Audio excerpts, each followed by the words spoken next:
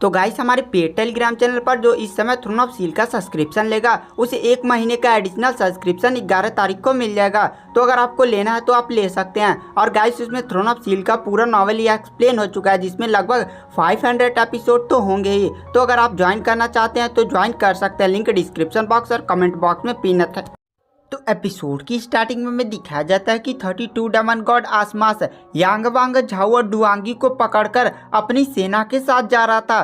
तभी अचानक से बहुत सारे जानवरों के झुंड ने उसकी सेना पर अटैक कर दिया था। और वहां पर आसमास कहता है, सारे सैनिक तुरंत मोर्चा संभालो और इन सभी बीस्ट का सामना करो।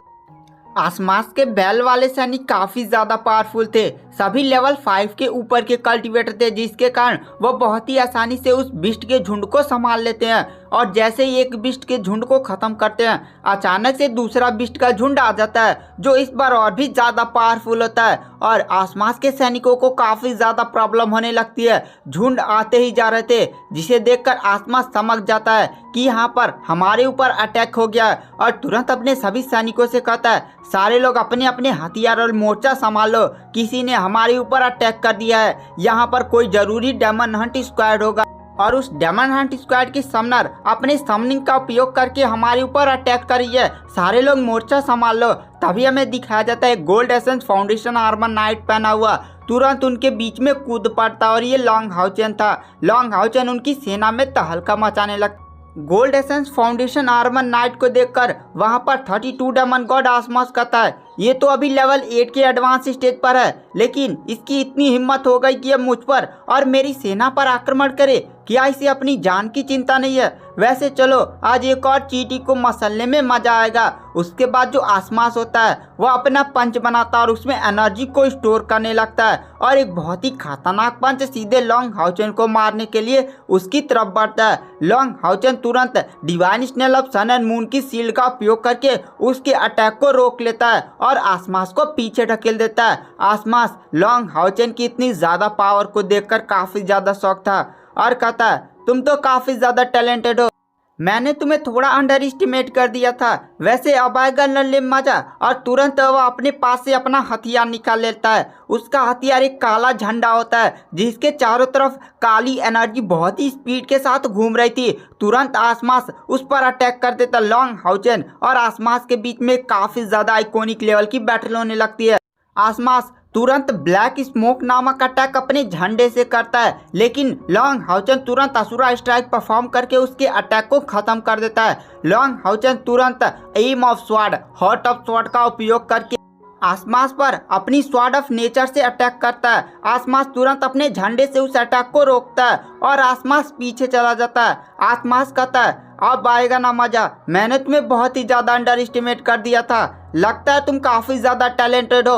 और तुरंत आसमान से काफी खतरनाक टेक्निक को परफॉर्म करने लगता है और उसके झंडे के आसपास बहुत ही तेज काली रोशनी घूमने लगती है और वह काली रोशनी बहुत ही खतरनाक रूप से घूम रही थी। अगर वह काली रोशनी किसी इंसान के शरीर से टकरा जाए, उस इंसान के वहां के पूरे मांस को ही जला देगा।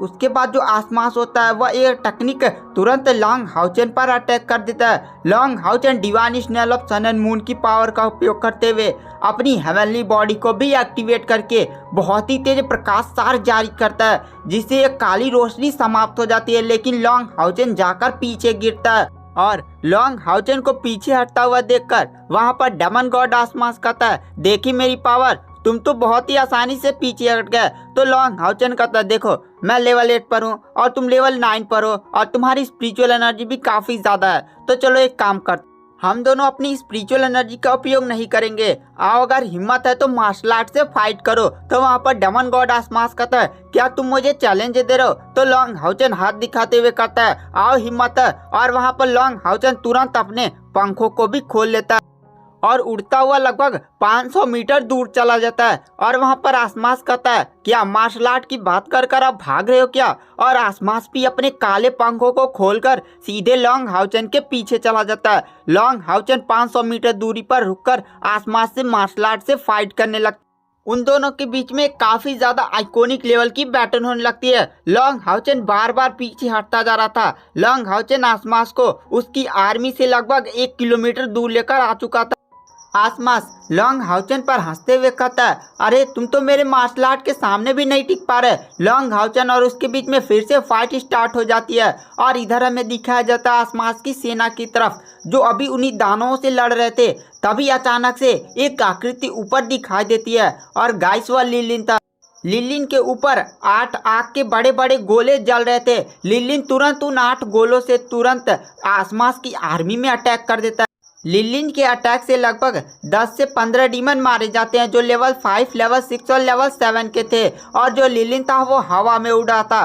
और गाइस आसमास की जो बैल की सेना है वह उड़ने में असमर्थ है, केवल वह जमीन पर ही लड़ सकते हैं, लेकिन जमीन पर उनकी फाइटिंग स्किल बहुत ही ज़्यादा भयानक होती है। और लिलिन हवा में था जिसके कारण जो बैल की सेना थी वह लिलिन पर केवल भाले, तलवार, एनर्जी अटैक इसी सबसे कर रहे थे, लेकिन लिलिन इन सबसे बहुत ही आसानी से बच जा रहा था और उन पर आग के गोले बरसाया जा रहा था। तभी हमें दिखाया जाता है यांग वांग झाओ और डुआंगी जहां लटके हुए थे वहां पर एक काली परछाई बहुत ही स्पीड के साथ बढ़ती जाती है। यांग वांग झाओ और डुआंगी की रक्षा एक लेवल 8 का डीमन कर रहा था और उस लेवल 8 की सेना की चारों तरफ 20 लेवल 7 के डेमंस पहरा दे रहे थे। तभी वो काली परछाई उन 20 डेमन से एक साथ लड़ने लगती है। तभी अचानक से वो काली परछाई साइड हट जाती है और हमें आसमान में सीमा जियान को दिखाया जाता है जो अपना विस्फोटक गोला निकालता है और सीधे उन 20 डीमन के बीच में फेंक देता है और वहाँ पर इतना बड़ा ब्लास्ट होता है कि सारे लोग दूर जाकर गिरते हैं। तुरंत कायर जो होती है वही काली परछाई बनकर बहुत ही स्पीड के साथ आगे बढ़ रही थी, तुरंत उस लेवल 8 के डीमन से फाइट करने लगती है और कायर द डेथ ऑफ खंजर का उपयोग करते हुए उस लेवल 8 के डीमंस को बहुत ही आसानी से मार देती है। तुरंत यांग वांग झाओ और डुआंगी के पास जाकर जिन हथकड़ियों से उन्हें बांधा गया था उन हथकड़ियों को वह अपने खंजर से काट देती है और तभी वहां पर चेनिंगर और सीमा जियान पहुंचते हैं। वो लोग देखते हैं कि यांग वांग झाओ के पूरे शरीर पर बहुत ही ज्यादा जख्म थे, जैसे राक्षस उसे मार मार कर इतना मारे थे कि हर जगह से खून बह रहा था। वो लोग बेहोश होकर उनके दोनों हाथों को लटकाया गया था। चेनिंगर तुरंत यांग वांग झाओ को पकड़ती है और सीमा जियान डुआंगी। चेनिंगर की आंखों में आंसू होते हैं। तभी वहां पर बहुत सारे बैल डीमन उन्हें घेर लेते हैं। तभी वहां पर जो चेनिंगर होती है वो छोटे सुअर मैगडल को समन करके डेविल ड्रैगन में बदलने को कहती है और अचानक से वहां पर एक लेवल 8 का डेविल ड्रैगन प्रकट हो जाता है, जिसे देखकर वहां पर सारे बैल डीमन तो डर ही जाते हैं और कहते हैं ये क्या है, ये क्या है। और डेविल ड्रैगन बहुत ही भयानक तरीके से उन लोग में तबाही मचाने लगता है और इस तबाही का फायदा उठाते हुए वहां पर कायर, सीमा जियान सारे लोग तुरंत पहाड़ों में फिर से चले जाते हैं और वो लोग लॉन्ग हाउचन की तरफ सिग्नल भेजते हैं कि वो भी आसमास को छोड़कर अब सीधे पहाड़ों की तरफ चले। और इधर हमें दिखाया जाता है लॉन्ग हाउचन और आसमास के बीच में मार्शल आर्ट की फाइट हो रही थी। जैसे ही लॉन्ग हाउचन को सिग्नल मिलता है लॉन्ग हाउचन तुरंत अपना एक बहुत ही खतरनाक मार्शल आर्ट टेक्निक का उपयोग करके आसमास को पीछे ढकेल देता है और अपने पंखों को खोलकर भागने लगता है। आसमास को कुछ बहुत ही ज़्यादा अजीब फील होता है। आसमास को तभी एक डेविल ड्रैगन की आभा महसूस होती है। वह तुरंत अपने सैनिकों की तरफ देखता है। वह 1 किलोमीटर दूर था लेकिन वह एक डेमन गॉड था, जिसके कारण वह तुरंत कहता है क्या किसी डेमन गॉड के डेविल ड्रैगन ने उनको धोखा देकर हमारी सेना पर अटैक कर दिया? क्या ऐसा हो सकता है कि कोई डेविल ड्रैगन इंसानों के साथ मिल गया है? पर ऐसा कैसे हो सकता है? तो और फिर लॉन्ग हाउचन की तरफ मोड़ता है।